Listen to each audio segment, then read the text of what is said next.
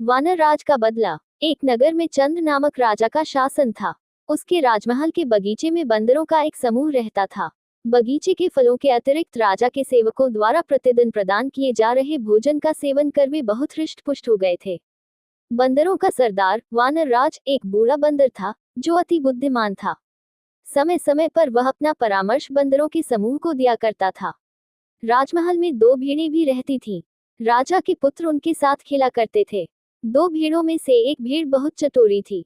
जब मन करता वह रसोई घर में घुस जाती और वहां खाने की जो भी चीजें पाती खा जाती। रसोईया भेड़ की इस हरकत पर बहुत क्रोधित होता और जो हाथ में आता वह वस्तु फेंक कर उसे मारता। एक दिन वानरराज ने रसोइये को भेड़ को एक बर्तन फेंककर मारते हुए देखा।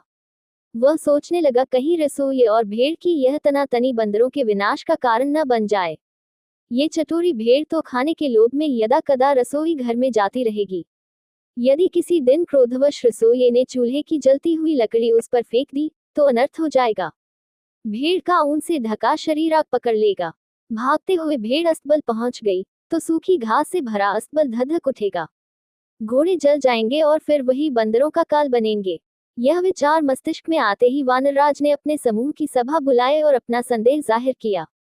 उसने परामर्श दिया कि इससे पूर्व की रसोइये और भेड़ों के बीच की लड़ाई हमारे लिए प्राणघातक सिद्ध हो, हमें राजमहल छोड़ देना चाहिए, अन्यथा हमारा विनाश निश्चित है।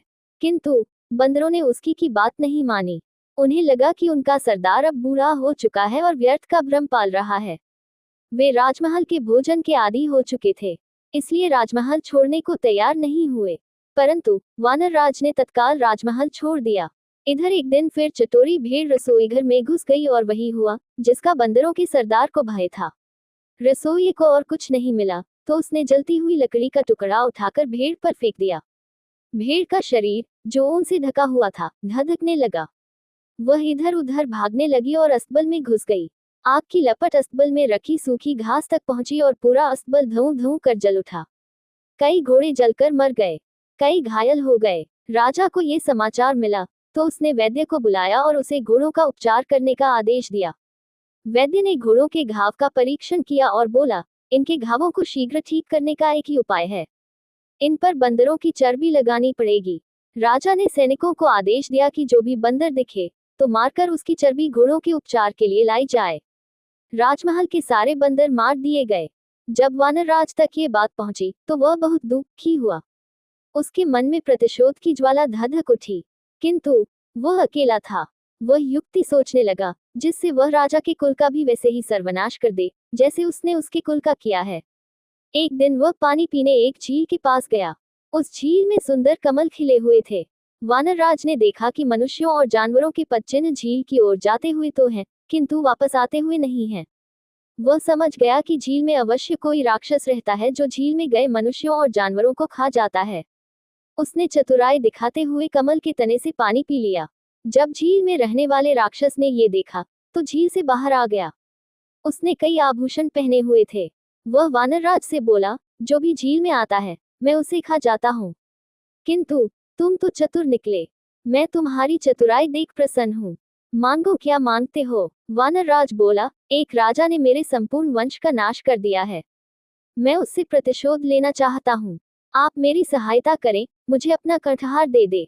मैं आपको वचन देता हूँ कि मैं आपके आहार के लिए राजा और उसके अनुचरों को इस झील में लाऊंगा। राक्षस ने वानरराज को कंठहार दे दिया। वह हार पहनकर बंदरों के सरदार राजा के नगर पहुंचा। वह वहां एक पेड़ से दूसरे पेड़ पर झूलने लगा। जिसकी भी दृष्टि उस पर पड़ती वह कंठहार देखकर दंग रह जाता। राजा के सैनिकों की दृष्टि भी उस पर पड़ी और वे उसे पकड़कर राजा के समक्ष ले गए।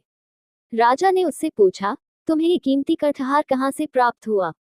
वानरराज ने उत्तर दिया, महाराज, यह हार मुझे समृद्धि के देवता द्वारा प्रदान किया गया है। वह जंगल के बीचों बीच स्थित एक झील में निवास करते हैं। जब सूर्य आधा उदय हुआ होता है उस समय जो व्यक्ति उस झील में डुबकी लगा ले तो उसे समृद्धि के देवता का आशीर्वाद और कंठहार प्राप्त होता है।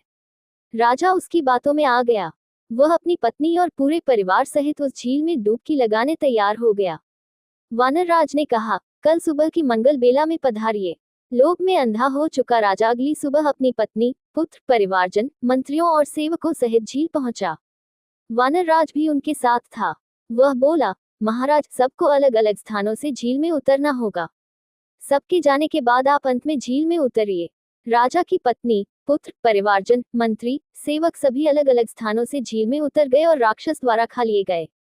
बहुत देर तक जब कोई बाहर नहीं आया तो राजा ने चिंतित होकर पूछा, हे वानरराज, मेरे पत्नी, पुत्र, परिवारजन, मंत्री और सेवक बाहर क्यों नहीं आ रहे हैं? तब वानरराज एक पेड़ के ऊपर चढ़ गया और राजा से बोला, अरे दुष्ट, तुम्हारा समस्त परिवार, मंत्री और सेवक राक्षस द्वारा खा लिए गए हैं। तुमने मेरे परिवार को मौत के घाट उतारा था, आज मैंने उसका प्रतिशोध ले लिया है। सीख, बुरा करोगे तो बुरा फल पाओगे। https://play.google.com/store/app/details It equals Hindi, story, audio, image और refer a equals utam_source %3 dap %26 utam_medium %3 डिकोपिस्टरी। वानरराज का बदला। एक नगर में चंद्र नामक राजा का शासन था। उसके राजमहल के बगीचे में बंदरों का एक समूह रहता था।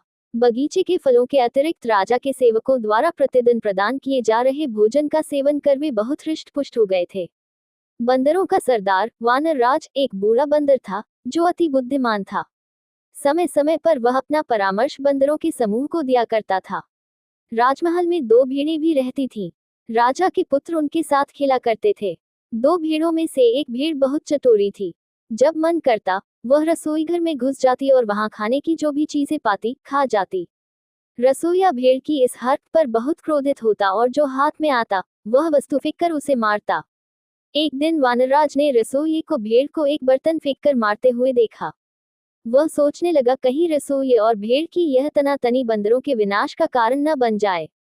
ये चतुरी भेड़ तो खाने के लोभ में यदा कदा रसोई घर में जाती रहेगी।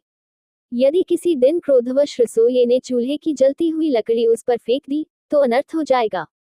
भेड़ का ऊन से ढका शरीर आग पकड़ लेगा। भागते हुए भेड़ अस्तबल पहुंच गई तो सूखी घास से भरा अस्तबल धधक उठेगा। घोड़े जल जाएंगे और फिर वही बंदरों का काल बनेंगे। यह विचार मस्तिष्क में आते ही वानरराज ने अपने समूह की सभा बुलाए और अपना संदेह जाहिर किया। उसने परामर्श दिया कि इससे पूर्व की रसोइये और भेड़ों के बीच की लड़ाई हमारे लिए प्राणघातक सिद्ध हो, हमें राजमहल छोड़ देना चाहिए, अन्यथा हमारा विनाश निश्चित है। किंतु बंदरों ने उसकी की बात नहीं मानी। उन्हें लगा कि उनका सरदार अब बूढ़ा हो चुका है और व्यर्थ का भ्रम पाल रहा है। वे राजमहल के भोजन के आदी हो चुके थे, इसलिए राजमहल छोड़ने को तैयार नहीं हुए। परंतु वानरराज ने तत्काल राजमहल छोड़ दिया। इधर एक दिन फिर चतुरी भेड़ रसोई घर में घुस गई और वही हुआ जिसका बंदरों के सरदार को भय था।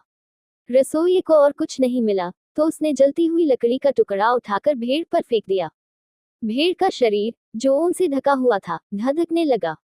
वह इधर उधर भागने लगी और अस्तबल में घुस गई। आग की लपट अस्तबल में रखी सूखी घास तक पहुंची और पूरा अस्तबल धूं धूं कर जल उठा। कई घोड़े जलकर मर गए, कई घायल हो गए। राजा को ये समाचार मिला तो उसने वैद्य को बुलाया और उसे घोड़ों का उपचार करने का आदेश दिया। वैद्य ने घोड़ों के घाव का परीक्षण किया और बोला, इनके घावों को शीघ्र ठीक करने का एक ही उपाय है, इन पर बंदरों की चर्बी लगानी पड़ेगी। राजा ने सैनिकों को आदेश दिया कि जो भी बंदर दिखे तो मारकर उसकी चर्बी घोड़ों के उपचार के लिए लाई जाए। राजमहल के सारे बंदर मार दिए गए। जब वानरराज तक ये बात पहुंची तो वह बहुत दुखी हुआ। उसके मन में प्रतिशोध की ज्वाला धधक उठी, किंतु वह अकेला था। वह युक्ति सोचने लगा जिससे वह राजा के कुल का भी वैसे ही सर्वनाश कर दे जैसे उसने उसके कुल का किया है।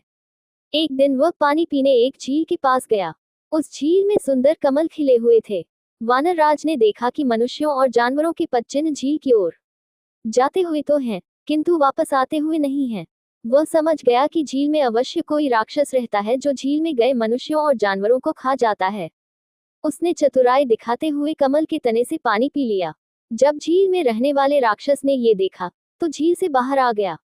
उसने कई आभूषण पहने हुए थे।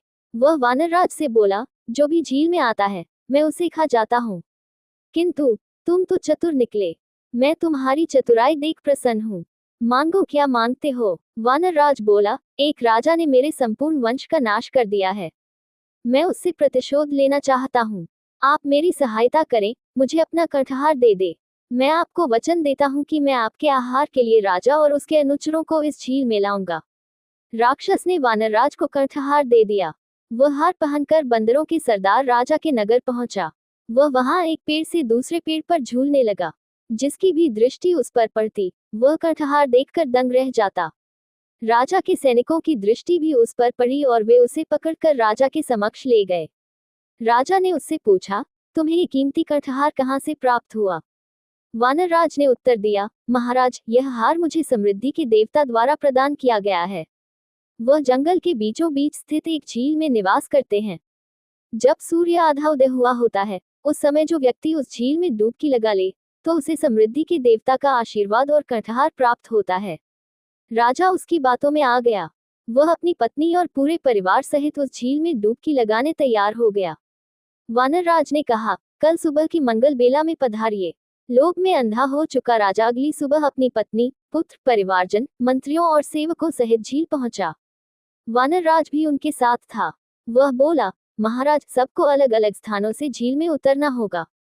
सबके जाने के बाद आप अंत में झील में उतरिए। राजा की पत्नी, पुत्र, परिवारजन, मंत्री, सेवक सभी अलग अलग स्थानों से झील में उतर गए और राक्षस द्वारा खा लिए गए। बहुत देर तक जब कोई बाहर नहीं आया, तो राजा ने चिंतित होकर पूछा, हे वानरराज, मेरे पत्नी, पुत्र, परिवारजन, मंत्री और सेवक बाहर क्यों नहीं आ रहे हैं? तब वानरराज एक पेड़ के ऊपर चढ़ गया और राजा से बोला, अरे दुष्ट, तुम्हारा समस्त परिवार, मंत्री और सेवक राक्षस द्वारा खा लिए गए हैं। तुमने मेरे परिवार को मौत के घाट उतारा था। आज मैंने उसका प्रतिशोध ले लिया है। सीख, बुरा करोगे तो बुरा फल पाओगे।